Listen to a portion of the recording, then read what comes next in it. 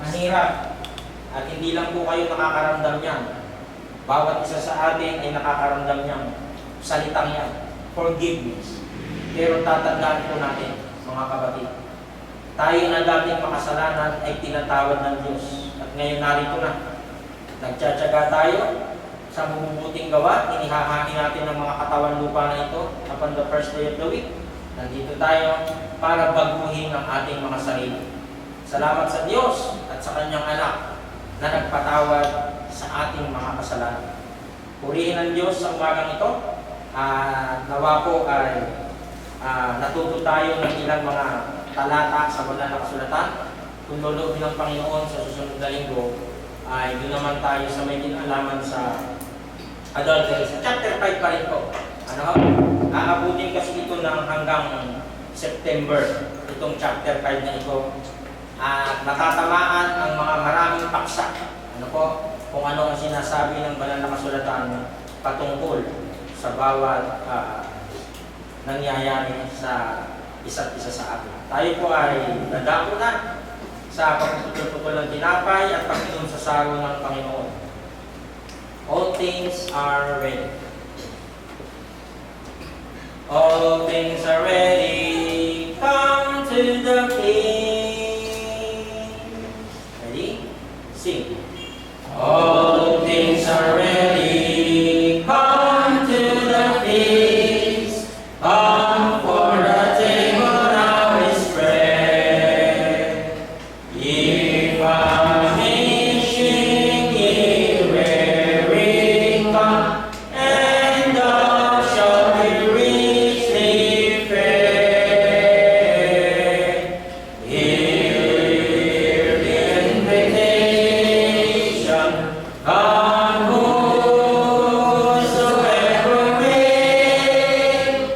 Praise God for full salvation, for whosoever will.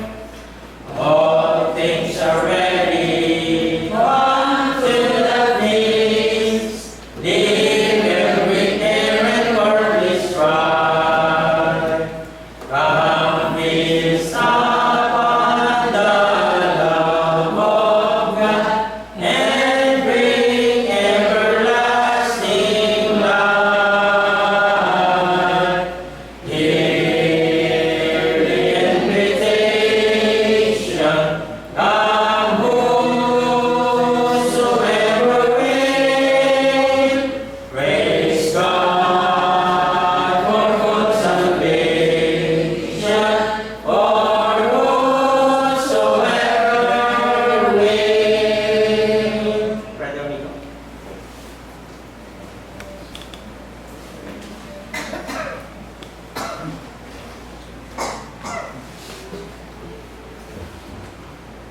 Sa pagpalang umaga po sa ating lahat, tayo papatuloy sa ating buhay para po sa pagpupulpulo ng tinapay at pagpulong sa araw.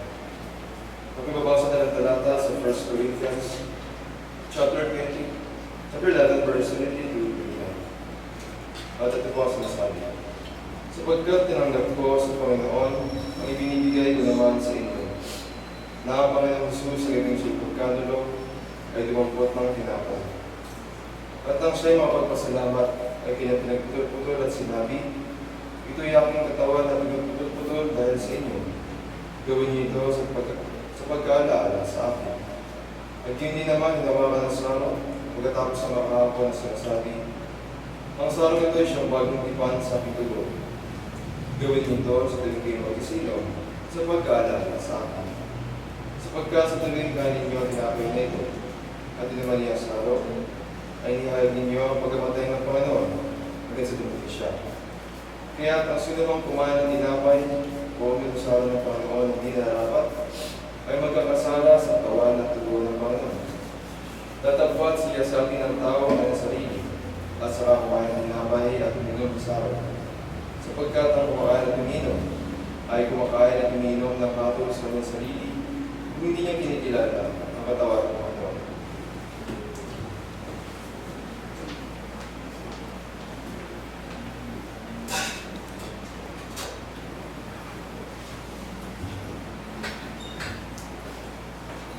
Kaya po yung buwan at pagdalanin.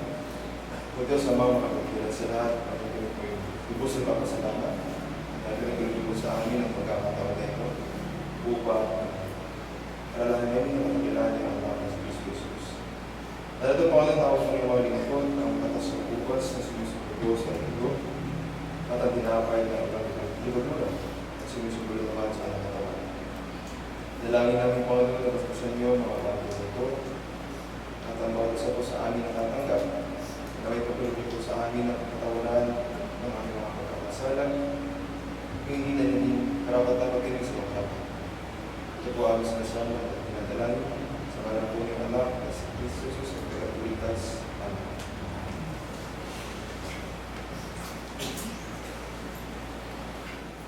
Lawan po tayo para sa bagan sa mga kalat.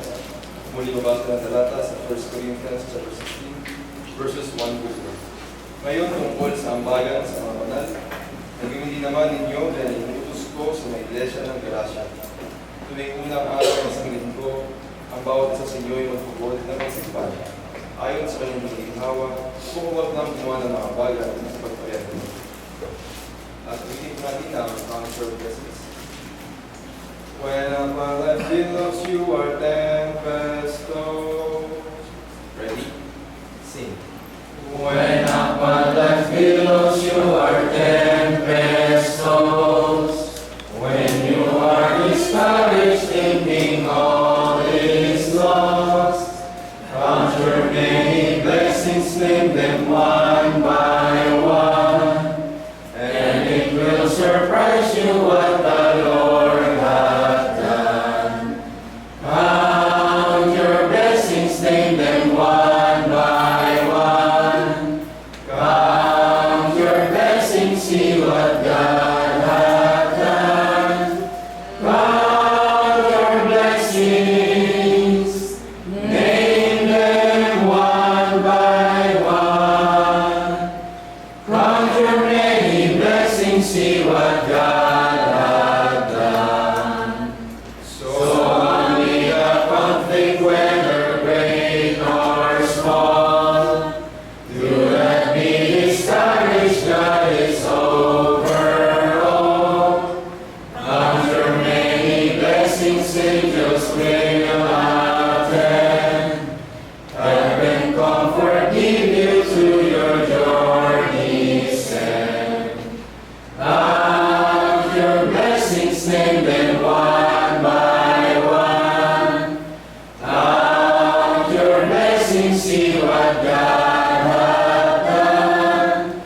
Count your blessings, name them one by one. Count your many blessings, see what God hath done. Tayo po yung lingkod sa langit. O Diyos, Ama, na nakila ang mga pamilya sa lahat. Panginoon, kayo po yung puso na pasalamat sa lahat po ng biyaya at kapala na talaga po namin sa araw. Sa lahat po na napapasalamat din po kami sa buhay at pinakasan na pinatagdagan po namin sa mga oras na ito. Dalangin namin po ano na makasalapi na matigay kami ng bagat. Naway magamit ito sa paparagan ng mga salita.